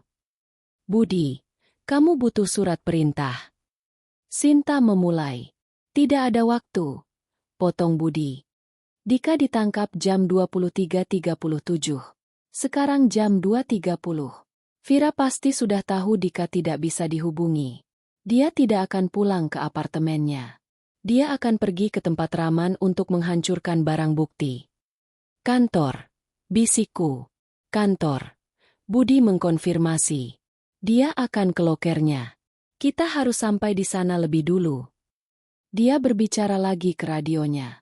Tim Bravo, Vira Sasmita kemungkinan besar sedang dalam perjalanan ke kantornya. Amankan lobi. Amankan lokernya di lantai 12. Dia adalah tersangka utama. Tangkap dia di tempat. Ruangan itu mendadak penuh dengan energi yang panik dan penuh harapan. Kami menunggu. Kali ini, penantiannya lebih buruk. Semua bergantung pada ini. 5 menit yang terasa seperti 1 jam. Radio Budi berbunyi. Suara statis. Lalu suara petugas lapangan yang terengah-engah. Inspektur. Kami tiba di lobi. Dan target juga baru saja tiba. Dia di lift. Menuju lantai 12. Kejar dia. Teriak Budi. Tunggu, lift kedua terbuka. Tim kami di lantai 12. Kami melihatnya. Dia berlari ke area loker. Terdengar suara teriakan samar dari radio. Vira Sasmita. Polisi. Jangan bergerak. Hening sesaat. Target-target sudah diamankan. Pak. Dia sedang memegang korek api dan setumpuk kertas. Dia mencoba membakarnya di dalam loker. Aku merosot di sofa. Menarik Maya ke dalam pelukanku. Inspektur. Suara petugas itu terdengar kagum. Anda tidak akan percaya apa yang kami temukan di lokernya. Polis asuransi asli. Formulir kesehatan palsu. 2 tiket pesawat sekali jalan ke Zurich. Berangkat lusa. Dan sebuah catatan kecil bertulis tangan. Baca. Perintah Budi. Tulisannya. Perjanjian. Dika 60%. Vira 40%. Ini surat perjanjian bagi hasil uang asuransi, Pak. Budi menutup matanya, menghela napas panjang. Dia menatap Sinta, lalu menatapku. Selesai. Benar-benar selesai. Dia berjongkok di depan Maya. Maya, katanya dengan suara lembut yang kontras dengan penampilannya yang lelah. Kamu baru saja melakukan pekerjaan polisi yang sangat hebat. Kamu menangkap penjahatnya. Aku memeluk putriku. Air mata mengalir di wajahku. Tapi kali ini bukan air mata ketakutan atau kesedihan. Itu adalah air mata rasa syukur yang luar biasa. Malam ini, suamiku mencoba membunuhku. Selingkuhannya mencoba memburuku. Tapi mereka berdua tidak sebanding dengan kecerdasan dan keberanian putriku yang berusia 6 tahun. 6 bulan terasa seperti 6 tahun. Waktu yang kuhabiskan untuk membangun kembali diriku dari abu yang nyaris menjadi nyata, kini membawaku ke sebuah ruangan berpanel kayu yang dingin dan megah. Ruang sidang Pengadilan Negeri Jakarta Selatan penuh sesak. Kasus, asuransi maut Stasiun Gambir, begitu media menjulukinya, telah menjadi tontonan nasional. Sebuah kisah tentang keserakahan, pengkhianatan, dan cinta terlarang yang begitu klise sekaligus begitu mengerikan. Di luar gedung, puluhan kru berita berkemah. Di dalam, setiap kursi terisi. Aku duduk di barisan depan, diapit oleh Sinta di sebelah kiriku dan Inspektur Budi, yang kini kupanggil Mas Budi, di kananku. Di seberang ruangan, di kursi pesakitan, duduklah dua orang yang telah menghancurkan hidupku. Dika tampak kuyu. Karismanya telah luntur, digantikan oleh kulit pucat dan mata yang cekung. Dia kehilangan banyak berat badan. Dia tidak lagi terlihat seperti manajer proyek yang sukses. Dia terlihat seperti bayangannya yang putus asa. Di sampingnya, Vira Sasmita adalah gambaran yang kontras. Bahkan dengan seragam tahanan oranye, dia tetap berusaha tampil superior. Rambutnya disisir rapi, dagunya terangkat. Pengacaranya, seorang pria berjas mahal yang terkenal licin, duduk di sampingnya, membisikkan sesuatu dengan tenang. Dia memancarkan aura arogansi yang dingin. Mereka berdua kompak tidak pernah menatapku. Semua harap berdiri. Suara panitera menggema. Majelis hakim memasuki ruang sidang. Persidangan ini telah berlangsung selama 2 minggu. Jaksa penuntut umum, JPU, seorang wanita parubaya yang tegas bernama Fatma, telah dengan cermat membedah kasus ini. Dia menyajikan bukti-buktinya satu persatu, seperti seorang ahli bedah yang membuka organ yang sakit. Dia memutar rekaman CCTV sedan hitam Vira yang membuntutiku di mal. Dia menunjukkan data GPS yang membuktikan Vira berada di sana. Dia memaparkan polis asuransi senilai 10 miliar. Dia menunjukkan dokumen kesehatan palsu dan tanggal polis yang dimundurkan, bukti keahlian Vira di bidang hukum asuransi. Dia memutar rekaman night vision dari tim Inspektur Budi. Seluruh ruang sidang menyaksikan dalam keheningan yang mencekam saat Dika, di dapurku sendiri, dengan panik berusaha merusak selang gas dan timer listrik. Mereka melihatnya merogoh pistol saat disergap. Mereka mendengar pengakuan Dika di ruang interogasi, di mana dia menangis dan menyalahkan Vira atas segalanya. Dia merayuku. Dia bilang itu satu-satunya cara. Dan kemudian, giliran Vira. Dia menyangkal segalanya. Pengacaranya berargumen bahwa dia adalah korban cinta. Bahwa Dika terobsesi padanya, memanipulasinya untuk membantu, mengurus beberapa dokumen, yang Vira klaim dia tidak tahu apa isinya. Klien saya jatuh cinta pada pria yang salah, kata pengacaranya dengan nada dramatis. Dia tidak tahu apa-apa tentang rencana pembunuhan. Dia hanya ingin membantu pria yang dicintainya keluar dari lilitan hutang. Mereka berdua saling melempar kesalahan, seperti dua kalajengking di dalam botol. Hari ini adalah puncaknya. Hari ini adalah kesaksianku. Jaksa penuntut memanggil saksi, Rina Wulandari. Aku berjalan ke mimbar. Setiap langkah terasa berat, namun mantap. Sinta meremas tanganku sesaat sebelum aku berdiri. Saat aku bersumpah di bawah kitab suci, aku melirik Dika. Untuk pertama kalinya, dia balas menatapku. Tidak ada penyesalan di matanya. Hanya kebencian. Kebencian karena aku tidak cukup bodoh untuk mati. Ibu Rina, Jaksa Fatma memulai. Suaranya penuh simpati namun tegas. Bisakah Anda ceritakan kepada pengadilan apa yang terjadi pada sore hari tanggal 15 Mei? Aku menarik napas panjang. Saya mengantar suami saya ke stasiun Gambir. Kataku, suaraku jelas dan bergema di mikrofon. Aku menceritakan semuanya. Pelukan terakhir. Wajah diam maya. Bisikan di dalam mobil. Rumah itu akan jadi abu. Asuransinya cair. Apa yang Anda lakukan setelah mendengar itu? Saya panik. Saya melarikan diri. Saya pergi ke rumah sahabat saya. Dan apa yang Anda temukan di sana? Kami menemukan bahwa suami saya telah menguras rekening kami. Dan dia telah membeli polis asuransi jiwa senilai 10 miliar atas nama saya dan putri saya. Ruang sidang bergemuruh. Hakim mengetuk palu. Aku melanjutkan.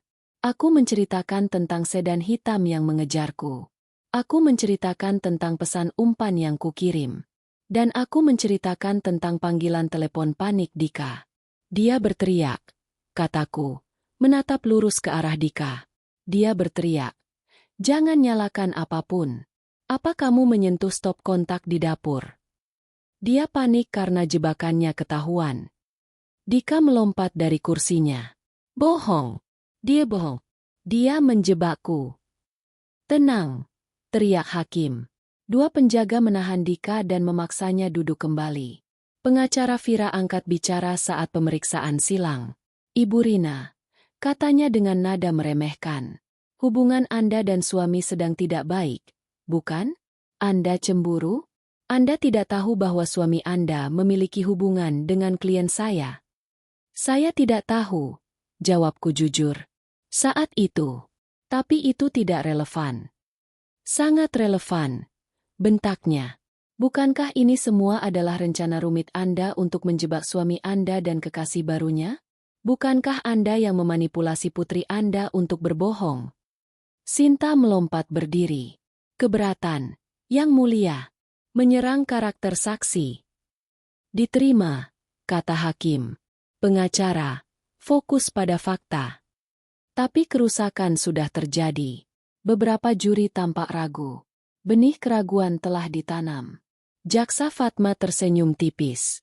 Tidak ada pertanyaan lagi untuk saksi ini. Dia menatap hakim.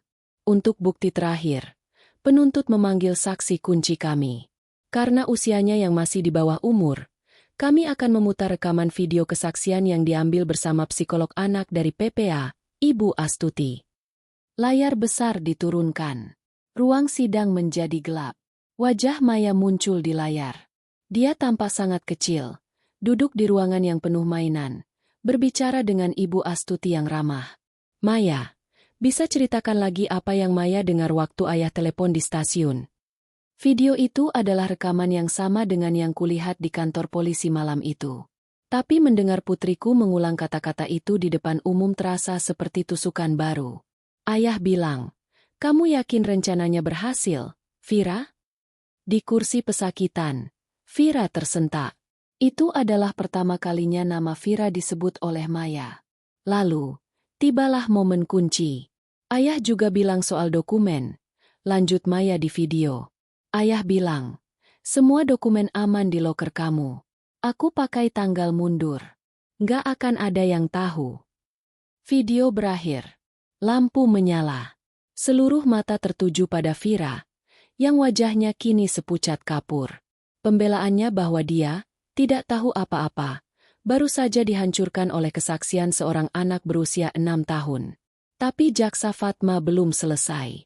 Dan sekarang, katanya, berjalan ke meja barang bukti. Barang bukti 32B ditemukan di loker terdakwa Vira Sasmita pada saat penangkapannya. Ditemukan bersama polis asuransi palsu dan tiket pesawat sekali jalan ke Zurich. Dia mengangkat sebuah kantong bukti. Di dalamnya ada selembar sticky note kecil berwarna kuning. Sebuah catatan, kata jaksa Fatma. Suaranya menggema. Ditulis tangan, yang telah dikonfirmasi oleh ahli grafologi sebagai tulisan tangan terdakwa Dika Pratama. Ditujukan kepada terdakwa Vira Sasmita. Dia menampilkannya di proyektor. Hanya beberapa kata. Perjanjian, Dika, 60% Vira, 40% beres Zurich. Itu adalah paku terakhir di peti mati mereka. Itu bukan lagi soal cinta, gairah, atau manipulasi. Itu adalah kontrak bisnis. Sebuah perjanjian bagi hasil untuk pembunuhan. Itu adalah hitam di atas putih. Bukti niat bersama yang dingin dan diperhitungkan. Pengacara Vira terduduk lemas. Dika menundukkan kepalanya. Bahunya terguncang dalam isak tangis yang bisu dan penuh rasa mengasihani diri sendiri. Vira menatap lurus ke depan. Topeng arogansinya pecah. Hanya menyisakan kengerian kosong. Minggu berikutnya. Vonis dibacakan. Terdakwa Dika Pratama. Hakim ketua membaca. Suaranya tanpa emosi. Dan terdakwa Vira Sasmita. Terbukti secara sah dan meyakinkan bersalah melakukan tindak pidana, percobaan pembunuhan berencana, dan penipuan asuransi. Menjatuhkan hukuman kepada kedua terdakwa. Penjara seumur hidup. Palu diketuk. Suaranya terdengar seperti tembakan di ruang sidang yang sunyi. Vira pingsan. Dika meraung, sebuah suara binatang yang putus asa, sebelum penjaga membawanya keluar. Aku tidak merasakan apa-apa. Tidak ada kemenangan. Tidak ada kelegaan. Hengewa. Aku berdiri. Sinta memelukku erat. Sudah selesai, Rin, bisiknya. Benar-benar selesai. Aku berjalan keluar dari ruang sidang, bergandengan tangan dengan Sinta. Kilatan kamera flash dari para wartawan menyambutku, membutakan mataku. Tapi untuk pertama kalinya, aku tidak menyipitkan mata. Aku berjalan tegak menembus badai cahaya itu, menuju pintu keluar, menuju sisa hidupku. 1 tahun. Terkadang, waktu terasa seperti obat penenang yang bekerja lambat. Di lain waktu, ia terasa seperti plester yang merobek kulit saat ditarik. 1 tahun telah berlalu sejak palu hakim diketuk, mengakhiri 1 bab hidupku dengan suara gema yang final. Jakarta, dengan segala kemegahan dan kengeriannya, telah kami tinggalkan. Polusi, kemacetan, dan kenangan buruk di setiap sudut jalan. Semua itu kami kemas dalam kotak imajiner dan kami buang jauh-jauh. Tempat tinggal kami yang baru adalah sebuah kota kecil yang tenang di Jawa Tengah. Kota yang beraroma tanah basah setelah hujan dan melati di sore hari. Kami tinggal di sebuah rumah paviliun mungil di belakang rumah utama yang besar.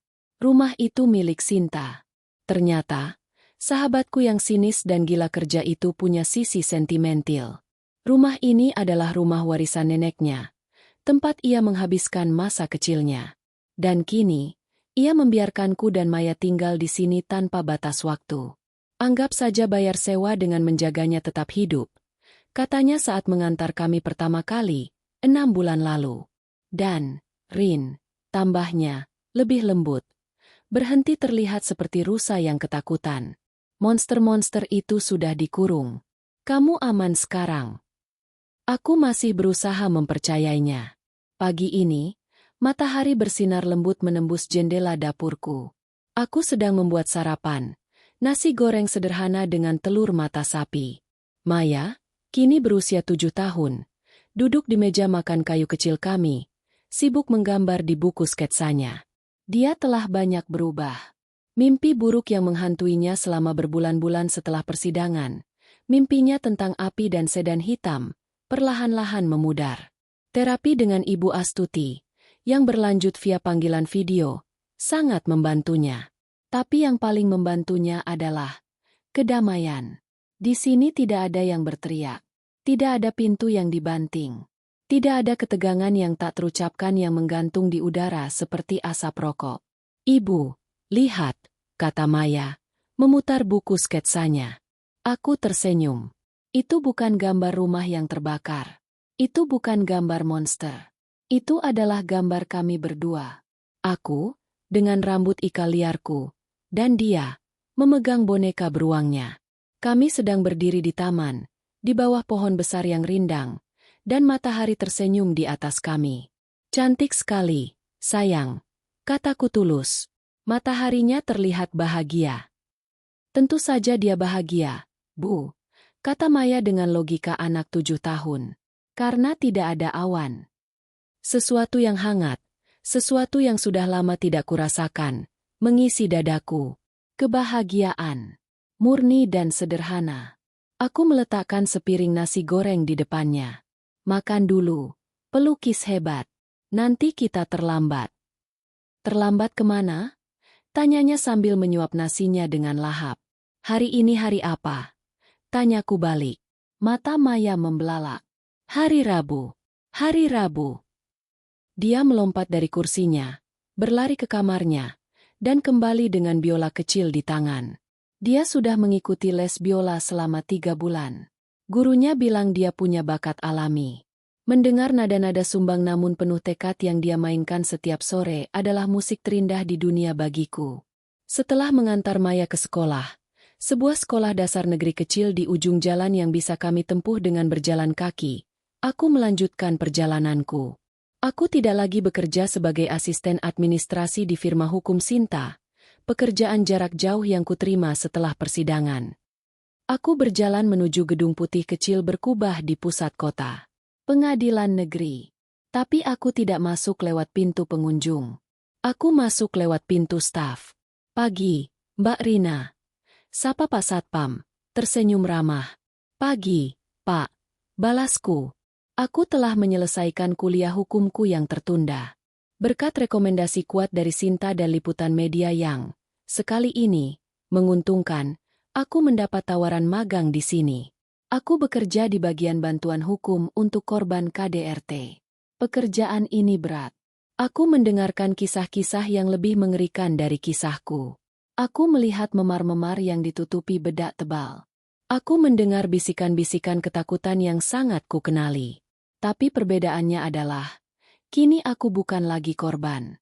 Aku adalah jangkar mereka. Dia bilang dia akan berubah, Mbak, kata seorang wanita muda padaku sore itu. Matanya bengkak karena menangis. Aku menggeser sekotak tisu ke arahnya. Mereka selalu bilang begitu, kataku lembut, tapi tegas. Tapi yang perlu kamu dengarkan bukan kata-katanya. Yang perlu kamu lihat adalah tindakannya. Apakah dia mengembalikan uangmu? Apakah dia berhenti memukulmu? Apakah dia berhenti mengancammu? Wanita itu terdiam, lalu menggeleng pelan. Kalau begitu, kataku, mengambil pulpen. Mari kita susun rencana pelarianmu. Aku pulang saat senja. Aroma melati dari pagar tetangga menyambutku. Dari kejauhan, aku bisa mendengar suara biola Maya yang melengking, memainkan lagu Twinkle, Twinkle, Little Star, dengan tempo yang salah, tapi dengan semangat yang luar biasa. Aku berhenti sejenak di depan gerbang paviliun kami yang sederhana. Rumah ini tidak besar. Tidak ada perabot mahal. Mobilku adalah mobil bekas yang kubeli dengan cicilan ringan. Aku tidak punya 10 miliar. Tapi aku punya sesuatu yang jauh lebih berharga. Aku membuka pintu. Ibu pulang. Ibu! Maya berlari. Biolanya hampir terlepas, dan menubruk kakiku. Aku mengangkatnya, menggendongnya. Dia tidak lagi ringan, tapi aku masih kuat mengangkatnya. Aku membenamkan wajahku di rambutnya, menghirup aroma keringat dan sampo. Tadi Maya bisa main sampai G. Bu, serunya bangga. Ibu dengar. Hebat sekali, kataku. Aku menatap sekeliling rumah kecil kami. Cahaya matahari sore keemasan memenuhi ruangan. Gambar Maya tertempel di kulkas. Buku-buku hukumku menumpuk rapi di meja. Malam itu, di stasiun, Dika telah mengambil segalanya dariku. Kepercayaanku, rasa amanku, rumahku, identitasku sebagai seorang istri. Tapi di tengah semua abu itu, dia melewatkan satu hal. Dia melewatkan percikan api kecil yang ada di dalam diriku. Percikan api yang dinyalakan kembali oleh bisikan ketakutan seorang anak. Bisikan itu tidak hanya menyelamatkan kami dari kematian. Bisikan itu telah membebaskan kami menuju kehidupan. Aku menurunkan Maya. Ayo, sayang, kataku sambil tersenyum. Kali ini senyum yang benar-benar sampai ke mataku. Kita masak makan malam. Ibu ingin dengar kamu main biola lagi. Itu adalah lembaran baru kami. Dan itu adalah awal yang indah.